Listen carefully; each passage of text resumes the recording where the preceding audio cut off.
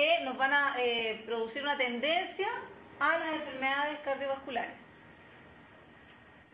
Existen también las grasas compuestas, o sea, aquellas grasas que están compuestas por más de un tipo de grasa, o que están compuestas por grasa y proteína, ¿cierto? Decíamos, por ejemplo, las lipoproteínas, grasa, proteína, una grasa y una proteína. El ejemplo más claro de esto son las hormonas. Las hormonas por lo general son compuestas por grasas solamente, pero de varios tipos, o lipoproteínas. Y de ahí entonces hacíamos el comentario de que en la etapa de la pubertad, cuando los niños comienzan a llenarse de espinillas y cuando aparece el acné, tiene mucha relación con una mayor concentración de hormonas en el organismo. Entonces existe una tendencia a pensar que las espinillas y que el acné están en directa relación con la alimentación. La verdad es que es solamente un factor, pero no es el más importante. El factor más importante tiene que ver con la concentración de hormonas que tenemos en el cuerpo.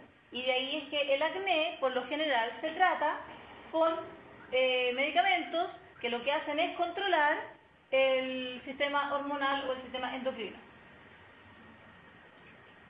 Y habíamos quedado acá, en las proteínas, ¿ya? Habíamos quedado en las proteínas como uno de los nutrientes importantes que teníamos que identificar. Y si mal no recuerdo, justamente antes de irnos nos habían hecho una consulta de una serie sobre una de las preguntas que había aparecido en el ensayo de la prueba. Y me acuerdo que decía la pregunta algo así como si un individuo necesitaba aumentar masa muscular, ¿cuál de los siguientes tipos de alimentos debía consumir? Entre los cuales habían frutas, verduras, pollo y algo más. Yo había contestado, ¿cierto?, que el pollo era la única de las alternativas que tenía proteínas y que la importancia de las proteínas es que justamente según su función corresponde a un alimento, a un tipo de nutriente que es capaz de formar estructuras celulares. Recuerden cuál es la composición de la membrana celular. Modelo del mosaico fluido, ¿qué es lo que decía? Una bicapa de fosfolípidos con proteínas intercaladas y unas moléculas de colesterol. Entonces, las proteínas son moléculas importantísimas para la formación de membranas, entre otras cosas.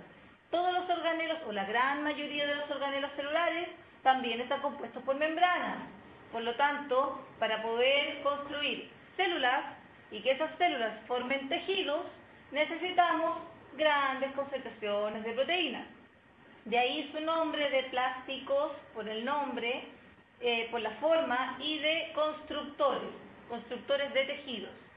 Entonces, las proteínas también van a estar compuestas por oxígeno, carbono, y se van a agregar algunos elementos, como el nitrógeno y el hidrógeno. Fíjense, hidrógeno, carbono y oxígeno común con los otros nutrientes también.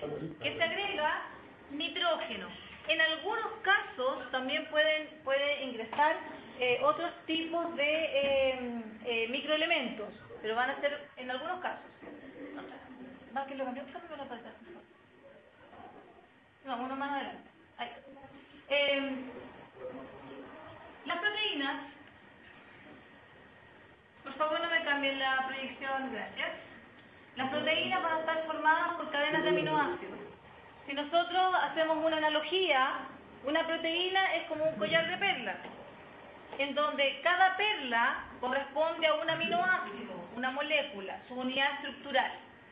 Y el hilo que une cada una de esas perlas vendrían siendo enlaces químicos.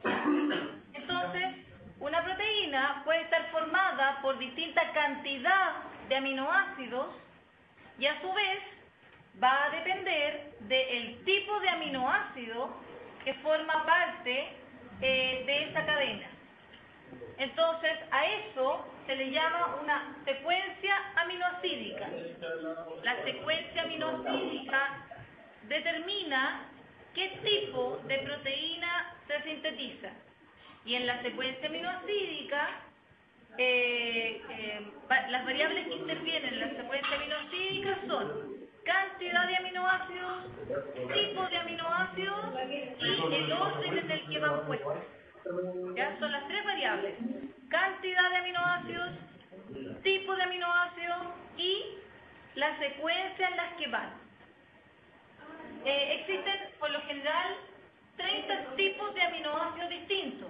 O sea, podrían haber 30 tipos de perlas distintas. Imagínense que cada una fuera un color distinto, o un tono distinto. Pero solamente 20 de ellas forman parte de las proteínas, en el caso del ser humano. ¿Ya? Hay algunas proteínas que forman parte de otros seres vivos. De esos 20 tipos que forman parte del ser humano, solo 8 son esenciales. ¿Qué significa que son esenciales? Que no los sintetiza el organismo. Si nosotros no somos capaces de producir 8 de estos 20 aminoácidos, entonces obligatoriamente deben ser ingeridos a través de la dieta.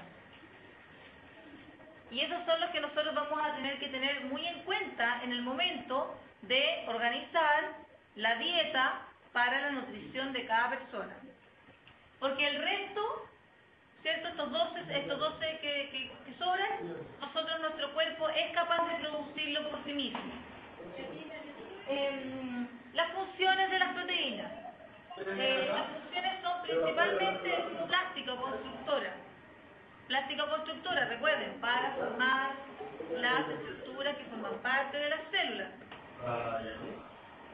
Función inmune, la formación de anticuerpos. Las proteínas forman parte de un sistema de alerta que colabora. Chicos, por favor, vean que tiene el micrófono abierto, que hay mucha bulla por acá.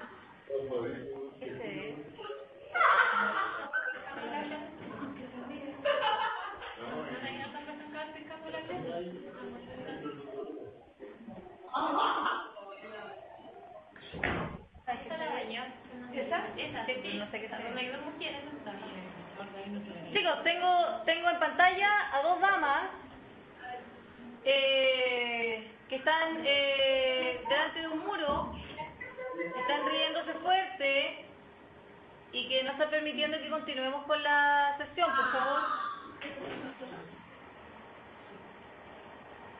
¿De chiquillas? Necesito que apaguen el micrófono de esa sede.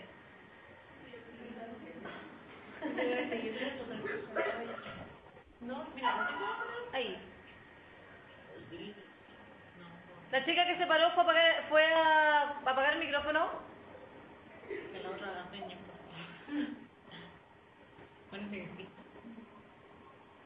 Ya.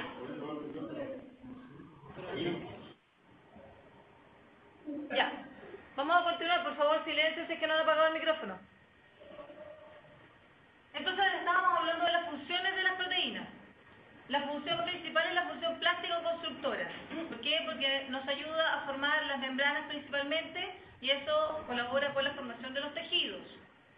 La función inmune, decíamos, porque las proteínas ayudan al sistema de alerta para la formación de los glóbulos blancos.